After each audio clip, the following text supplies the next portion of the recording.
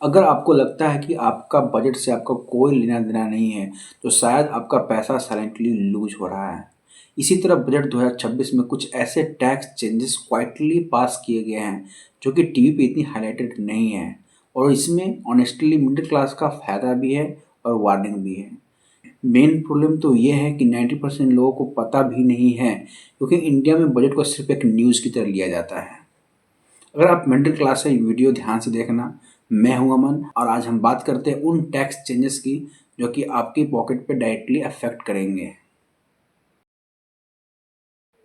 अगर आपने कहीं फॉरेन में इन्वेस्टमेंट किया है, अगर कोई अकाउंट ओपन है इंडिया के बाहर, अगर आपने अभी तक गवर्नमेंट को डिक्लेयर नहीं किया है, डिस्क्लोज नहीं किया उसके बारे में, तो 2026 की जो बजट आया है उसमें कहा गया है कि विद इन 6 मंथ आपको वो डिक्लेयर करना पड़ेगा, जो भी इन्वेस्टमेंट है या कोई भी अकाउंट ओपन है इंडिया के बाहर।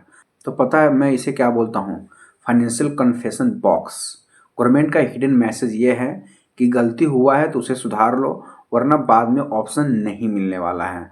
इसमें क्या है कि आपके पास एक अपॉर्चुनिटी भी है और गवर्नमेंट की तरफ से एक वार्निंग भी है।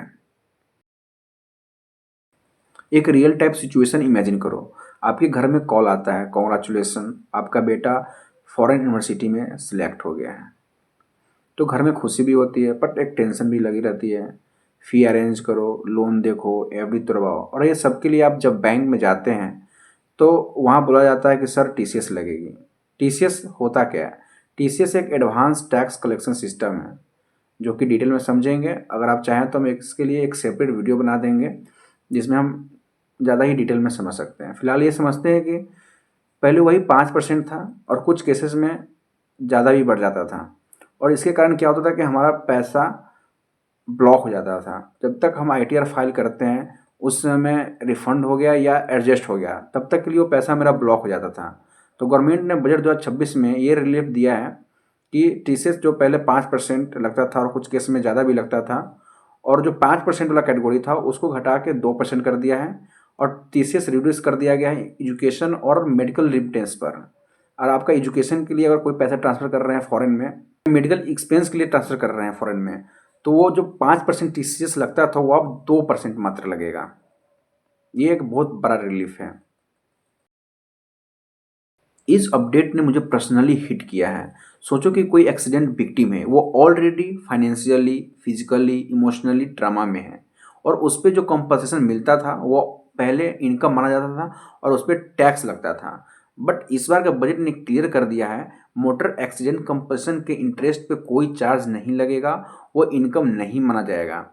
ये सिर्फ एक टैक्स रिफॉर्म ही नहीं, एक एम्पैथी है, और कभी कभी गवर्नमेंट को भी इंसानियत दिख गई। फाइनली इस पे तो दिख ही गई। अगर आप शेयर में इन्वेस्ट करते हो तो ये अपडेट आपके लिए बहुत काम का हो सकता है।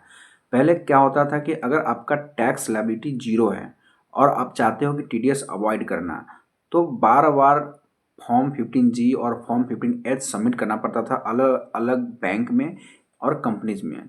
थोड़ा इरिटेटिंग प्रोसेस था, बट इस बार का बजट ने सिंप्लीफाई कर दिया है कि बस एक प्लान है, एक सिंगल फॉर्म 15G 15H आप डिपॉजिटरी के थ्रू सबमिट कर सकते हैं, और वो अलग जितने भी बैंक हैं, जितने भी कंपनी है, वो सारे में रीच हो जाएंगे और आपको बार बार सबमिट करने का ज़रूरत नहीं होगा। मतलब पेपर वर्क कम हो जाएगा। और बस एक चीज़ का ध्यान देना है, वो ये कोई टैक्स एग्जेम्पशन नहीं है, ये एक सिर्फ अननेसेसरी टीडीएस को अवॉइड करने का तरीका है अगर आप एलिजिबल हो तो। और फ्यूचर में पुअर और रिच का डिफरेंस सिर्फ इनकम से नहीं होगा, फाइनेंशियल अवेयरनेस से होगा। और इंडिया में अर्निंग की प्रॉब्लम नहीं है, इंडिया में एक मेजर प्रॉब्लम है जो कि है फाइनेंशियल अंडरस्टैंडिंग की। आप मुझे बताएं, ये बजट आपको रिलीफ लग रहा है या सिस्टम और स्ट्रॉन्ग होते जा रही है? कमेंट में लिखें रिलीफ या कंट्रोल। याद रखिएगा, बजट आपको डायरेक्शन जरूर देती है, बट आपका फाइनेंशियल फ्यूचर, आपका फाइनेंशियल अवेयरनेस ही डिसाइड करेगी।